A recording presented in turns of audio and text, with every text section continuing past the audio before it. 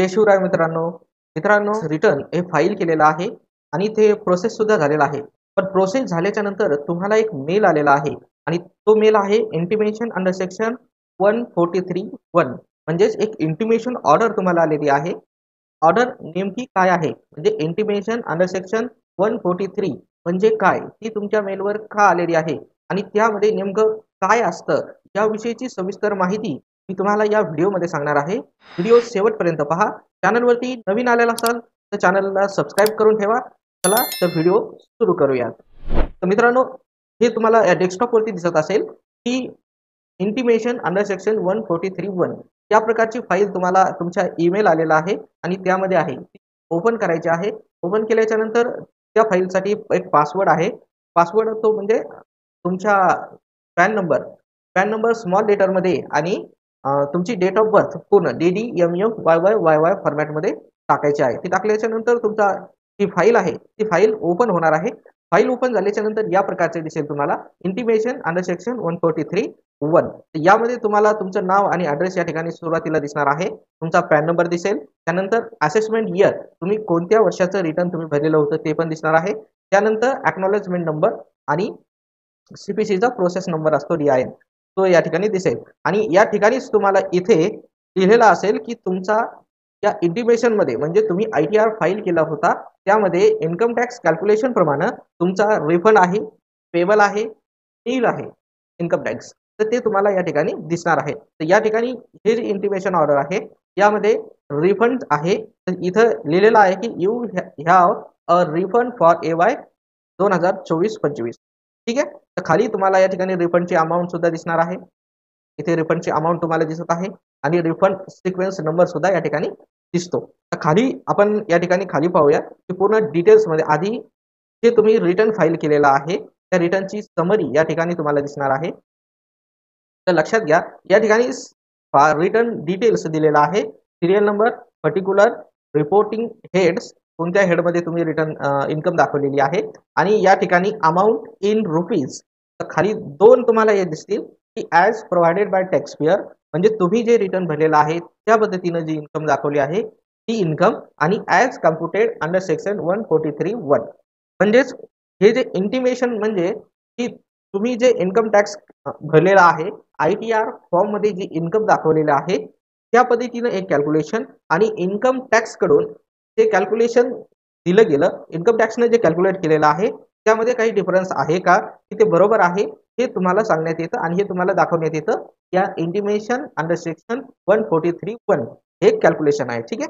तर हे या ठिकाणी तुम्ही जे इन्कमचे हेड मध्ये जे दाखवलेलं होतं तेच इथं टोटल इन्कम हे पहा इथे दिसत आहे तुम्हाला 5,71,100 रुपये तुम्ही या ठिकाणी दाखवलेलं आहे आणि हे 5,71,100 हे इन्कम टॅक्सनं सुद्धा तेवढंच या ठिकाणी कॅल्क्युलेट केलेलं आहे. त्यानंतर खाली असं म्हणजे 1 बाय 1 हे टॅक्स डिटेल असेल, इन्कमचं टोटल डिटेल असेल, नंतर इंटरेस्ट फी पेबल असेल, त्या पद्धतीनं या ठिकाणी दिसेल. त्यानंतर प्रीपेड टॅक्सेस म्हणजे तुम्ही ॲडव्हान्स टॅक्स पेड केलेला असेल, TDS असेल, TCS असेल किंवा सेल्फ असेसमेंट टॅक्स असेल, जे काही जे पेड केलेलं असेल ते या ठिकाणी तुम्हाला दिसणार आहे. हे पहा, टॅक्स पेअरनं म्हणजेच आपण जे ITR मध्ये जे दाखवलेलं आहे ते या ठिकाणी दिसणार आहे आणि इन्कम टॅक्सने जे कॅल्क्युलेट केलेलं आहे ते या ठिकाणी तुम्हाला दिसणार आहे. सेम आहे. इथे डिफरन्स असल्याच्या नंतर वेगळी गोष्ट आहे, पण या ठिकाणी सेम आहे. ठीक आहे. त्यानंतर खाली रिफंड डिटेल म्हणजे तुमचं जर रिफंड असेल तर या ठिकाणी पहा, म्हणजे 5,71,000 टोटल इन्कम होती, पण टॅक्सेबल नसल्यामुळे इथे रिफंड आलेला आहे. रिफंडच्या केसेसमध्ये इथे समरी तुम्हाला दिसत आहे.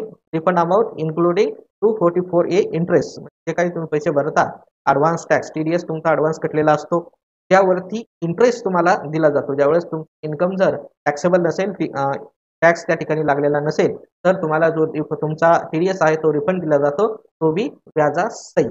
ठीक आहे. त्यानंतर आपण खाली या ठिकाणी पाहू की इंटिमेशन अंडर सेक्शन 143 हे डिटेल्स मध्ये या ठिकाणी दिलेलं आहे. हे तुम्ही ITR फॉर्म ज्या पद्धतीने भरलेला आहे त्या पद्धतीनं हे पहा. Income from business and profession 5,70,987 ITR मध्ये दाखवलं होतं. इन्कम टॅक्सनं सुद्धा तेवढंच त्या ठिकाणी कॅल्क्युलेट केलेलं आहे. त्यानंतर सॅलरीचे हेड या ठिकाणी येत आहे. म्हणजे सॅलरीची जर इन्कम तुम्ही दाखवली असती तर ती तुमची ITR ची या ठिकाणी असते आणि त्यानंतर इकडे इन्कम टॅक्सने जे कॅल्क्युलेट केलेलं आहे ते या ठिकाणी इथे असतं. ठीक आहे. त्यानंतर हाऊस प्रॉपर्टी सेम त्याच प्रमाणात आहे. त्यानंतर खाली अदर सोर्स मध्ये हे पहा 111 रुपये या ठिकाणी दाखवलेला होता ITR फॉर्म मध्ये. इन्कम टॅक्सनं सुद्धा तेवढाच कॅल्क्युलेट केलेला आहे. सेम सारखं या ठिकाणी आलेलं आहे. त्यानंतर खाली डिडक्शन या ठिकाणी 0 आहे, पण डिडक्शन जे काही चॅप्टर 6A अंतर्गत तुम्ही जर दाखवले असतील तर ते या ठिकाणी दिसतील आणि इन्कम टॅक्सने जे कॅल्क्युलेट केलेलं आहे ते या ठिकाणी दिसणार आहे. त्यानंतर खाली तुम्हाला इथे दिसेल आता इथं टोटल इन्कम या ठिकाणी आलेली आहे टॅक्सेबल, ठीक आहे 5,71,100 राऊंड ऑफ होते, ठीक आहे. त्यानंतर त्या इन्कम वरती टॅक्स कॅल्क्युलेट केला जातो. तर तो टॅक्स या ठिकाणी पहा, tax payable on total income 13,555. हा जो न्यू टॅक्स स्लॅब नुसार हे रिटर्न या ठिकाणी भरलेला आहे, ITR फॉर्म या ठिकाणी भरलेला आहे. त्यानुसार आपल्याला माहिती आहे की ज्या असेसीची म्हणजे ज्या व्यक्तींची इन्कम 7 लाखाच्या आत असेल तर त्या व्यक्तीला 25,000 पर्यंत रिबेट तो दिला जातो, रिबेट अंडर सेक्शन 87A अंतर्गत, ठीक आहे. तर total tax payable on total income आहे 13,555. एवढा टॅक्स इथे लागला होता. इन्कम टॅक्सनं सुद्धा तेवढा टॅक्स त्या ठिकाणी कॅल्क्युलेट केला. रिबेट अंडर सेक्शन 87A 25,000चा रिबेट या ठिकाणी दिला जातो, पण टॅक्स 13,555 लागलेला आहे. तेवढाच रिबेट या ठिकाणी दिलेला आहे 13,555. तेवढाच या ठिकाणी ही इन्कम टॅक्स कडूनही देण्यात आलेला आहे. टोटल या ठिकाणी बरोबर आलेली आहे. त्यानंतर खाली जर पेबल असतं तर या ठिकाणी पेबल सर्व व्यवस्थित त्या ठिकाणी तसं दिसणार आहे. त्यानंतर खाली इथे पाहत आहात तुम्ही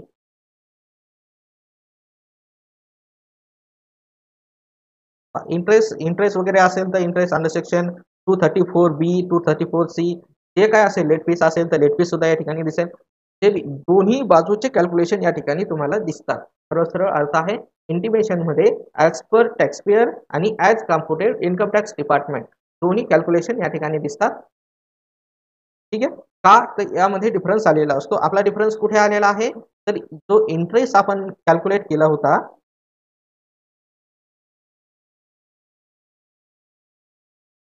इथे पहा, तो TDS घटलेला आहे आपला 10,996. तेवढा TDS इन्कम टॅक्स कडून सुद्धा फाइंड आउट करण्यात आलेला आहे, कॅल्क्युलेट करण्यात आलेला आहे. त्यानंतर इथे 11,000 रुपये झालेला आहे राऊंड ऑफ मध्ये. इथे तेवढाच गृहीत धरलेला आलेला आहे 10,996 म्हणजे डिफरन्स आलेला आहे. खाली त्या ठिकाणी इथं पहा interest under section 244A on refund वरती इंटरेस्ट आहे 218 रुपये त्या ठिकाणी भेटलेला आहे. त्यानंतर टोटल इन्कम टॅक्स रिफंड 11,214 रुपये आलेला आहे. म्हणजेच आपल्या कॅल्क्युलेशन मध्ये आणि इन्कम टॅक्सच्या कॅल्क्युलेशन मध्ये डिफरन्स आलेला आहे.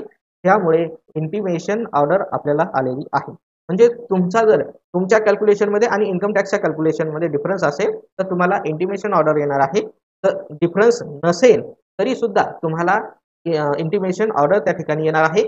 त्यामध्ये फक्त कॅल्क्युलेशन असतं, तुम्ही कशा पद्धतीने कॅल्क्युलेशन केलेलं आहे आणि इन्कम टॅक्स पद्धतीने कॅल्क्युलेशन कसं झालेलं आहे हे त्यामध्ये दिलेलं असतं. एक तर तुमचा रिफंड असेल तर रिफंड येईल, तुमचा जर पेबल असेल तर पेबल असेल. जर या ठिकाणी पेबल आला तर तुम्हाला तो भरावा लागेल.